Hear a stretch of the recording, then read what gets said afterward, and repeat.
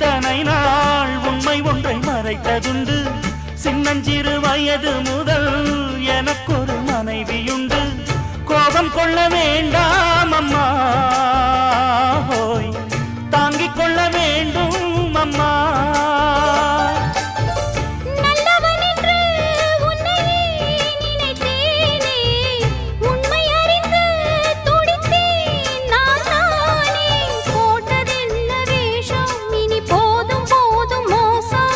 நான் சொன்ன சம்சாரம் எந்தன் சங்கீதம், இதை கண்டு கொள்ள முடியாமல் ஆர்ப்பாட்டமா?